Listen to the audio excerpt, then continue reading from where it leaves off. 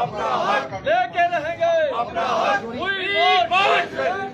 We want Justice, we want justice, हम क्या चाहते हैं? इंसाफ, हम क्या चाहते हैं? इंसाफ। इंसाफ के आगे झुकना पड़ेगा, इंसाफ के आगे झुकना पड़ेगा।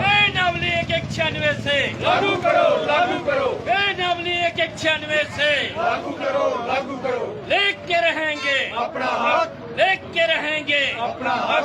रिटायर्ड पुलिस पर्सन फोरम जिंदाबाद, जिंदाबाद, ये इनके रिटायर्ड पुलिस पर्सन फोरम जिंदाबाद, We जिंदाबाद। want Justice, we want justice, we want justice, हम क्या चाहते हैं? इंसाफ, इंसाफ के आगे झुकना पड़ेगा। जी सर, क्या कहेंगे आप?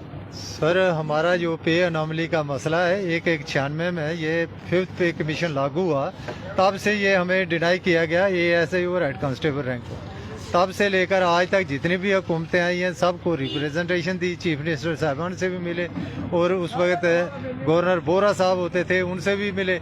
अभी हमने सेंटर के जो अनुराग ठाकर जी और दूसरे जो मिनिस्टर साहबान उनसे भी हमने अप्रोच की। लिहाजा जब ये बात होती है तो 4 दिन के लिए वो सेक्रेटरीट में फाइलें इधर उधर चलती हैं, उसके बाद ठंडे बिस्ते में पड़ जाती। अभी रिसेंटली हम 21 जनवरी को LG मोदी साहब से मिले थे, उन्होंने आश्वासन दिया था कि अगर आपका मसला जेन्युइन है तो इसको हम प्रायोरिटी बेस पे हल करेंगे। लिहाजा हमने देखते देखते अब ये नवंबर भी आ गया, साल ख़त्म होने को जा रहा है, लिहाजा ये मसला अभी तक कहीं हल होता नज़र नहीं आया।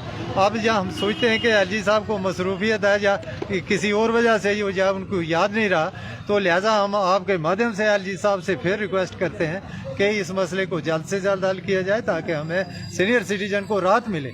दूसरी बात ये है, ये जो मेडिकल अलाउंस है ये जो सेंट्रल एम्प्लॉय को 17/10/2017 से दिया जा रहा है और हमें ये उनको 1000 रुपया दिया जा रहा है और हमें सिर्फ 300 रुपया दिया जा रहा है। This is lot of injustice.